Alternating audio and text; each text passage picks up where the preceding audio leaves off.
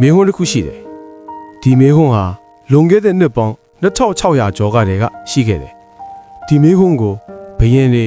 ပညာရှိတွေတာမန်လူတွေအားလုံးမေးခဲ့ကြတယ်ဒါပေမဲ့အဖြေကိုတော့ဘယ်သူမှမသိခဲ့ကြဘူး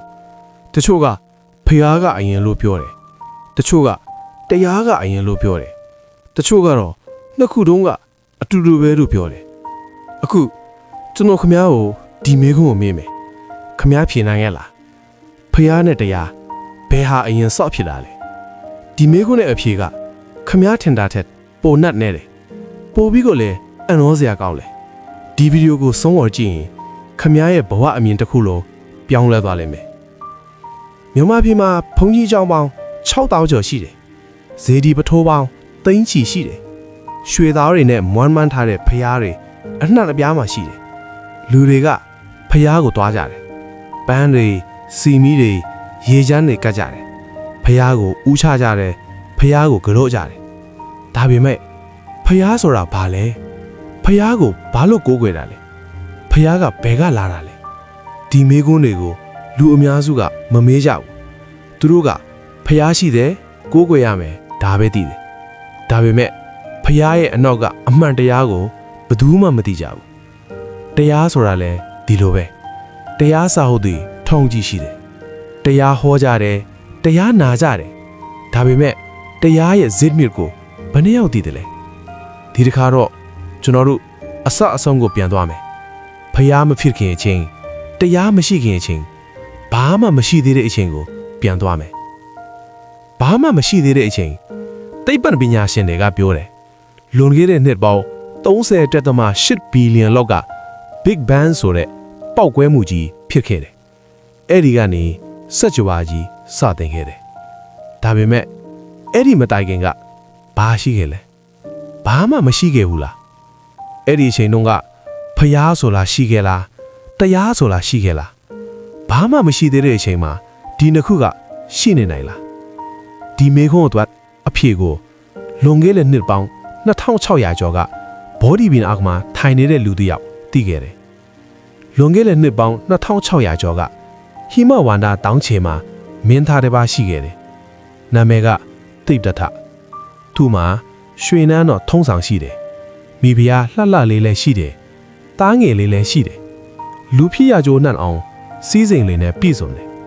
ဒါပေမဲ့သူ့မှာမေးခွန်းတစ်ခုရှိတယ်ဒီမေးခွန်းကသူ့ကိုအိတ်မပြောအောင်လုပ်တယ်စောင်းမဝင်အောင်လုပ်တယ်တနေ့မှာသူနန်းတော်အပြင်ကိုထွက်လာတယ်အဲ့ဒီမှာသူမြင်လိုက်ရတယ်အိုသူတယောက်နာသူတယောက်သေသူတယောက်ပြီးတော့ငင်းချမ်းတဲ့မျက်နှာနဲ့ရဟန်းတစ်ပါးအဲ့ဒီနေ့ညမှာပဲတိတ်တထမင်းသားဟာအိပ်ပျော်နေတဲ့ဇနီးနဲ့သားကိုကြည်လိုက်တယ်နောက်ဆုံးအချိန်နန်းတော်ကိုလှည့်ကြည့်လိုက်တယ်ပြီးတော့မြင်းဖြူလေးကိုစီးပြီးတောထွက်သွားတယ်6နှစ်တာရှာဖွေခြင်းတိတ်တထဟာဆရာကြီးတွေစီတွားတယ်ပထမဆရာကြီးရှိမှဇံဝင်စားနေတင်လေ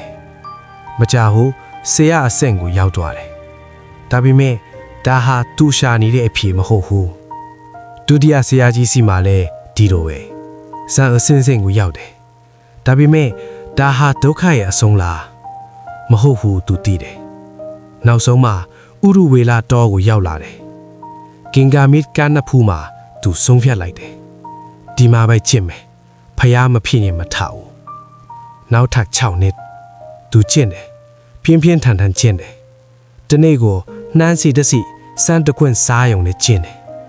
သူ့ကိုယ်သူအယိုးကြီးပဲကြံအောင်ကျင့်တယ်ဒါပေမဲ့တေလူနီးပါးအထိကျင့်ပြီးမှသူသဘောပေါက်သွားတယ်ဒါဟာအဖြစ်မဟုတ်ဘူးဒါဟာလမ်းမကြီးကိုရောက်နေတာဒါနဲ့ပဲသူ့ဇာတာရဲ့နှုတ်ခနာစွမ်းကိုခံယူစားတယ်အဲ့ဒီနောက်ဘောဒီဘင်းအောက်မှာထိုင်လိုက်တယ်ဂတိတစ်ခုပြုတ်လိုက်တယ်အသားရည်ကြီး6တွေ့ပါစေအယိုးကြီးပြိုကွဲပါစေညံအလင်းမရမချင်းဒီနေရာကနေမထားဘူးညင်ဦးရန်ရောက်တော့သူ့ရဲ့ရှေ့ကဘဝတွေကိုမြင်လိုက်ရတယ်ဘဝပေါင်းများစွာဖြတ်တန်းခဲ့ရပုံတွေဘသူတွေဖြစ်ခဲ့ဘူးလဲဆိုတာတွေတန်းခေါင်ရန်ရောက်တော့တတ္တဝါတွေဘလို့သေးကြတယ်ဘလို့ပြန်မွေးကြတယ်ဆိုတာမြင်လိုက်ရတယ်သူတို့ရဲ့ကံအားချလောစွာဘလို့ပြောင်းလဲကြတယ်ဆိုတာမြင်လိုက်ရတယ် မိုးထောင်ရန်ရောက်တော့